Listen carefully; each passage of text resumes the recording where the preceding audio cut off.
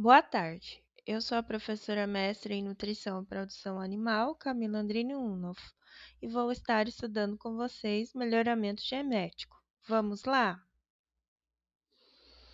O desempenho individual de cada animal dentro da genética do melhoramento animal é o resultado da ação conjunta do ambiente e da genética, ou seja, ambiente de mão dada com a genética.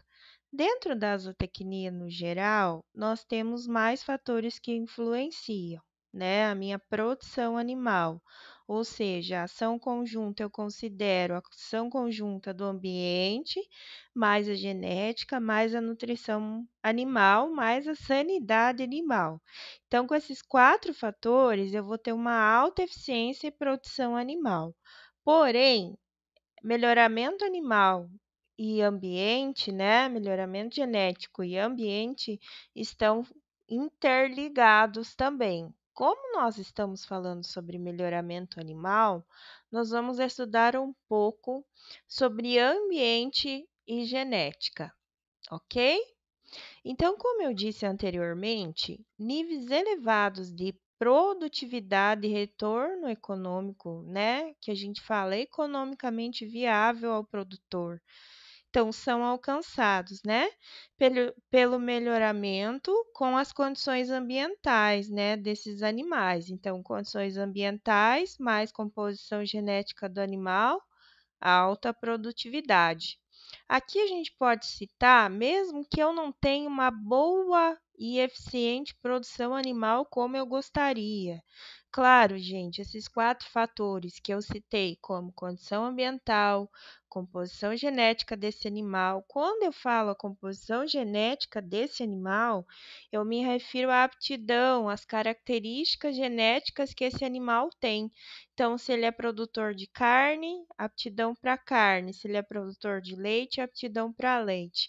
Porém, se eu estou lidando com um bovino, ou seja, um ruminante, eu preciso considerar as características normal de um ruminante, seja para nutrição, seja para ambiente, seja para sanidade animal, ou sistema de carne, né, sistema de criação de gado de corte, ou sistema de leite, né, na bovinicultura de leite, ok?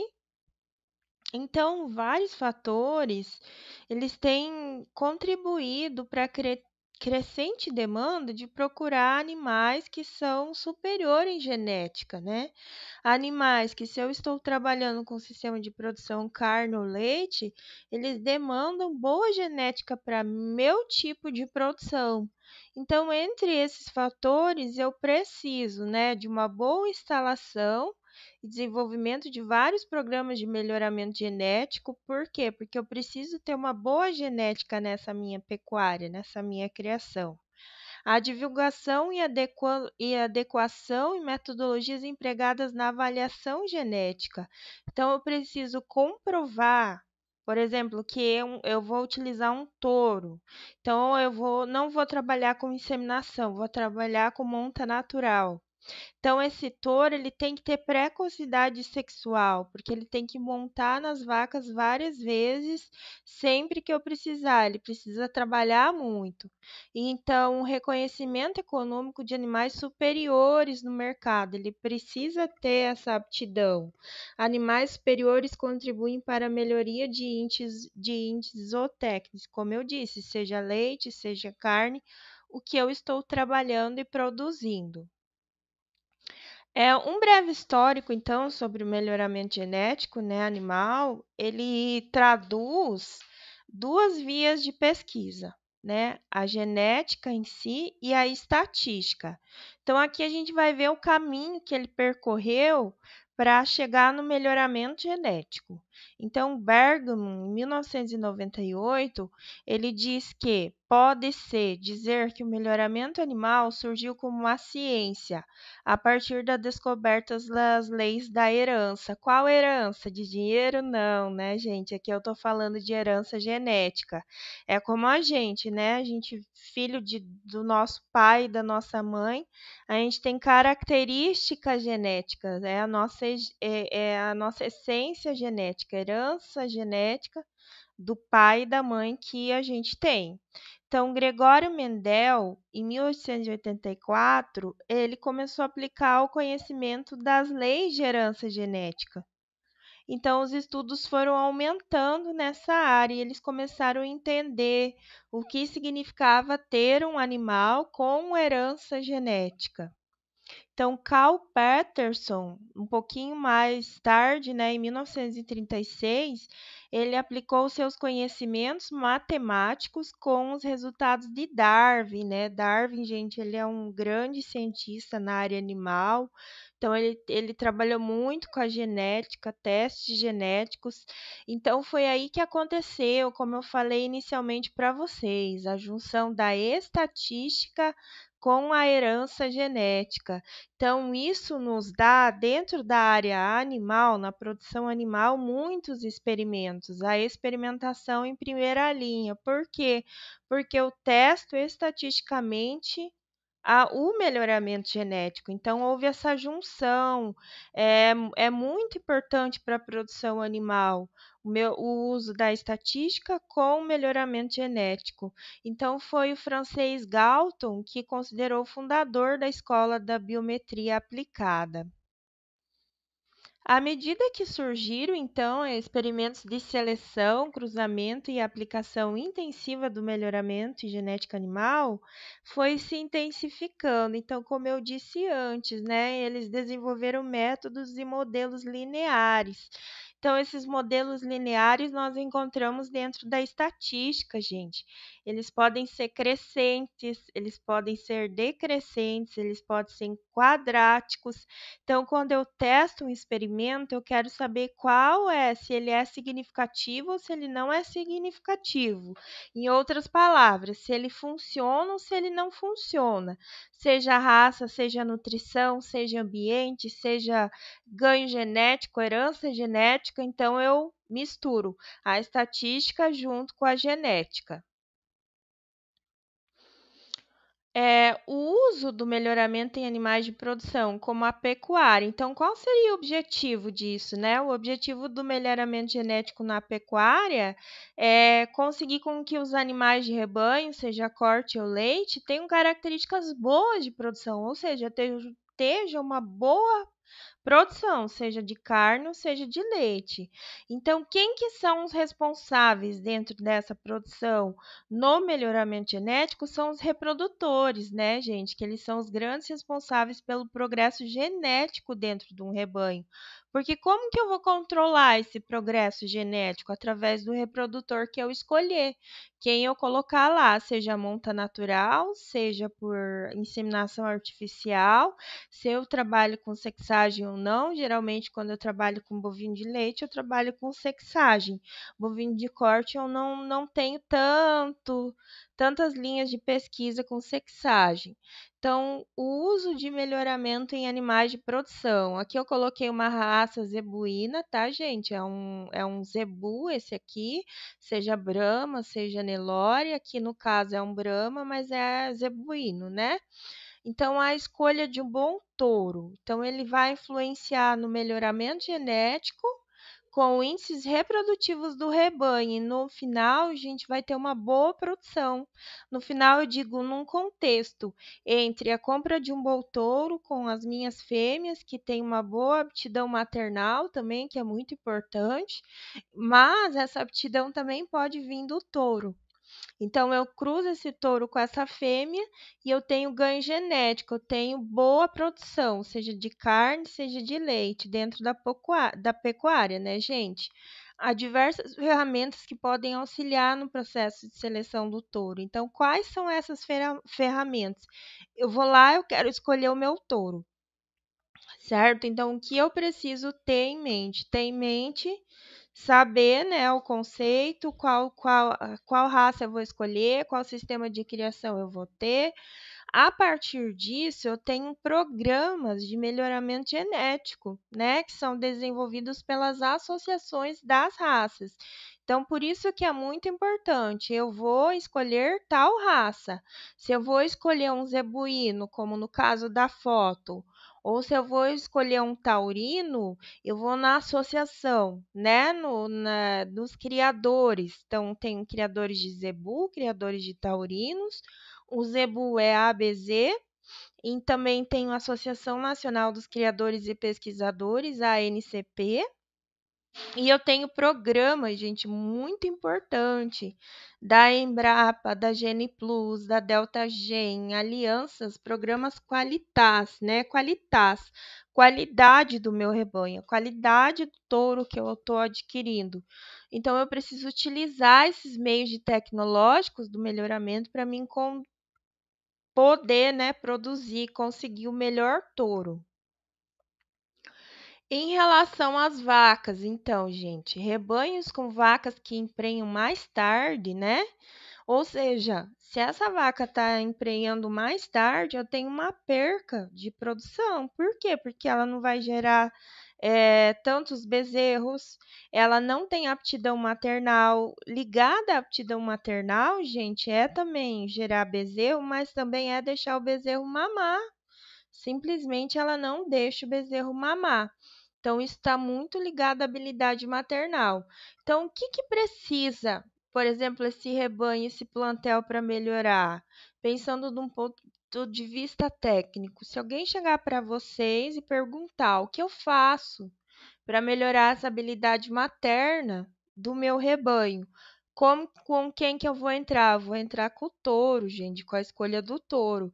Então, esse touro ele vai ter grande habilidade maternal. Então, ele já melhora essa precocidade sexual e esses bezerros que vão nascer. Então, pode antecipar a idade da reprodução e produzir fêmeas que desmamam bezerros mais pesados. Seja lá, gente, 60 ou 64 dias que eu estou desmamando esse pré-ruminante, então, ou seja, esse bovino, né, esse gado de corte, ele é um pré-ruminante, ou seja, ele está bebendo esse leite aqui que vem da glândula mamária, mas ele também já pode, a partir dos 60, 64 dias, tem gente que leva até 72, né? Por causa da goteira esofágica, né? Uma goteira que vai diretamente para o rumen. Então, depende muito da localização, da posição do bezerro quando mama. Quando mama diretamente da vaca, assim, não tem problema de goteira esofágica. Ele está numa posição anatômica que o leite segue certinho para onde tem que seguir. Porém, quando eu dou balde ou mamadeira, eu preciso cuidar com a posição que eu estou colocando a cabeça desse animal para que não aconteça, então, o acúmulo desse leite, né? Através da goteira esofágica. Então, se eu tenho esse pré-ruminante, gente, ele vai começar o quê?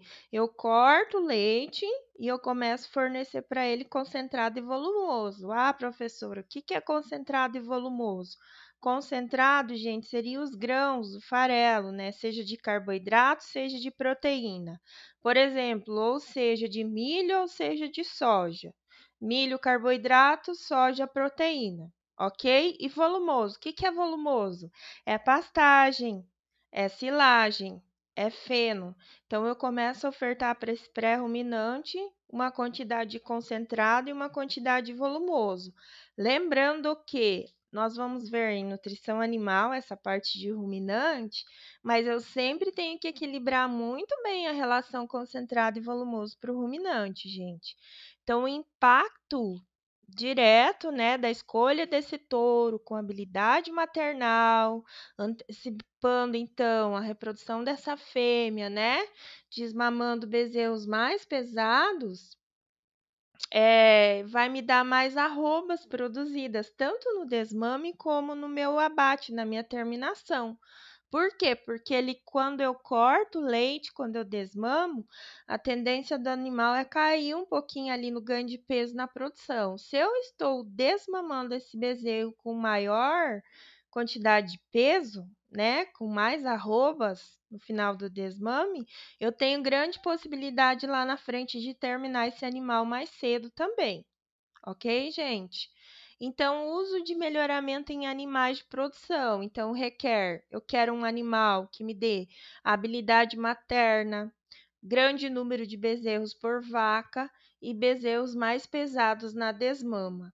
Aqui eu estou incluindo itens necessariamente que eu uso para gado de corte, né? Se eu falar de gado de leite, também, habilidade materna, né? Número de bezerros por vaca. Ah, professora, mas é leite, não é criar bezerro corte para carne. Mas aqui, gente, vocês sabem que no bovino de leite, quanto mais ele cria, mais pico de lactação ele vai ter. Não sei se vocês já ouviram falar ou não de pico de lactação, né? No bovino de leite.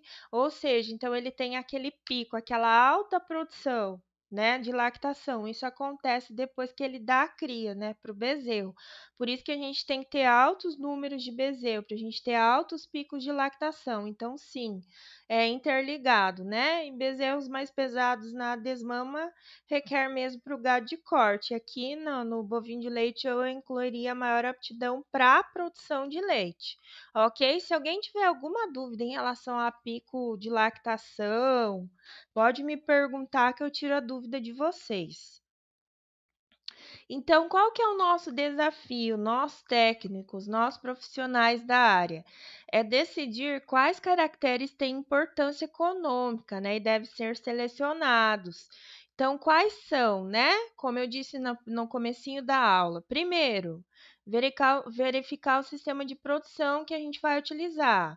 Sistema de produção, gente, eu estou falando de intensivo, semi-intensivo, sistema extensivo. Então, para quem não sabe, né, o intensivo é o confinado, o semi-extensivo é o confinado mais a pastagem, e o totalmente extensivo é a pastagem. Então, se esse animal tem aptidão materna, né? O que é aptidão materna, gente? Vamos lá, são os bezerros mais pesados ao desmame. Então, eu vou ter bom número, além de eu ter bom número de bezerro por vaca, esses bezerros eles vão ser mais pesados quando eu desmamar. Então, eu vou ter automaticamente uma boa terminação e acabamento desse animal, vai acabar e terminar mais cedo. Aptidão para carne. Quando a gente fala em aptidão para carne, geralmente a gente fala em marmoreio. O que é o marmoreio? A carne mais macia, mais saborosa, mais tenra. Então, assim, eu preciso de um animal que tenha mais marmoreio. E no caso do aptidão para o leite, animais que propenciam produções acima de 4.200 quilos por lactação. Então, se você for avaliar, nem é tanto assim, né? Que pelo menos tenham 4.200 quilos por lactação. Ah, por lactação, aqui, gente, estou me referindo ao pico de lactação, que ocorre depois que a vaca tem o bezerro, né? Aliado a uma boa nutrição, aliado a uma boa sanidade, porque essa vaca vai perder bastante cálcio, então eu preciso de uma ração, né, de uma nutrição rica em proteína, em carboidrato, em macro e microminerais, ok? Então, como eu falei, né, decidir quais caracteres têm importância econômica e devem ser selecionados. Aqui eu coloquei um exemplo para vocês. Aqui na região norte, diferente da do sul, é utilizado muito outras raças, né? Lá a gente utiliza mais a raça holandesa, que é boa produtora de leite. Só que a raça holandesa, ela precisa de climas frios, né, para produzir. Então, vamos lembrar, gente, melhoramento de mandada com o ambiente.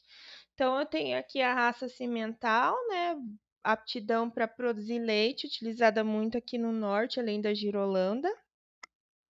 Outros grupos de raça, né, girolanda, holandesa, Jersey, cimental. E decidir qual que é o desafio também. Então, lembra daqueles caracteres de importância econômica? E entre eles está a aptidão à carne, né? Então, aqui nós estamos falando diretamente de aptidão à carne. Aqui eu coloquei uma raça que ela está sendo utilizada agora aqui no norte também, que é a raça Braford, né? Ela é uma raça composta. É uma raça inglesa, então eles pegaram o Hereford, né? Mais o Nelore. Então produziu essa raça. Então ela é muito adaptada ao calor, né? Porque o Nelore é adaptado ao calor, né? Um zebuíno adaptado ao calor. ela tem grande aptidão à carne, né? Então, precocidade e qualidade de carcaça. Então, qualidade de marmoreio. Então, maciez na carne, uma carne mais saborosa. Então, para quem não sabe, marmoreio, gente, é a quantidade de gordura intramuscular que tem na carne. A gente chama marmoreio dentro da produção animal. Então, ela tem um pelo mais fino e ela aguenta, então, por isso, altas temperaturas. O que é a questão aqui do estado que a gente vive, né? O norte, altas temperaturas. Ela é adaptada tanto para o confinamento como a pasto, e ela também é muito boa quanto à sanidade animal, né? Quanto a carrapatos e tudo mais. Ela é muito utilizada, mas ela é muito bem vista quanto ao marmoreio, né? Quanto à aptidão que ela tem de produzir uma carne saborosa, macia. Outro exemplo que eu queria dar para vocês, que eu coloquei já aqui no slide, deixa eu voltar lá. É esse, né? O zebu, né? No caso aqui, o Brahma, né? O Brahma, ele é considerado o zebu americano, né? Então, o Brasil, gente, com o melhoramento genético da pecuária no Brasil, ele sempre tenta consolidar os grupos raciais. Então, importações de raças como Nelore, Guzerá, Gir, Sindhi. Então, qual que é a preocupação, né, no território nacional? É grupos raciais distintos. Já nos Estados Unidos, eles não pensam, né? Então, eles foram lá e criaram o Brahma. Então, por que que eles queriam um melhor zebuíno? Porque eles já tinham um zebuíno lá. Porque eles queriam uma raça que se adaptasse a altas temperaturas. Porque na época, eles estavam querendo importar, então, querendo importar essa raça para o México. Lá no México tem altas temperaturas. Então, acabou que eles melhoraram esse zebuíno, né? No caso, o Brahma. Então, o Brahma ele tem, pode observar uma garupa ampla, um animal com altura, a gente fala boa profundidade, bem arqueado, bem precoce sexualmente, bem precoce no acabamento e abate. Então, ele já pode se igualar na pecuária em relação ao Nelore, né? Ele já vem sendo muito utilizado aqui no norte também, ok? Alguém tem alguma dúvida, alguma pergunta, pessoal? Eu deixei a atividade, no portal, tá? Então, vocês podem estar olhando lá qual que é a atividade. A atividade, então, é pesquisar, né, as características de uma raça híbrida utilizada aqui no Brasil. Então, tudo que a gente viu aqui na aula, em relação à aptidão à carne, aptidão a leite, marmoreio, rusticidade, aptidão à sanidade animal, questão de parasitas. Então, essa pesquisa ela tem que ter introdução, desenvolvimento, resultado, conclusão e referência, e ela precisa ser entregue na data que eu coloquei lá, tá, pessoal? Qualquer dúvida sobre qualquer item da aula, em relação a pico de lactação, a carne, produção de carne, aptidão de carne, vocês podem estar me perguntando pelo WhatsApp, por e-mail, ok, que eu respondo. Então é isso, pessoal. Essas são as referências que eu utilizei, né, para a aula, se alguém quiser, por intuito de estudo, localizar. Se quiser mais alguma questão de referência, é só me perguntar que eu vou estar atendendo. Beleza, pessoal? Até a próxima aula.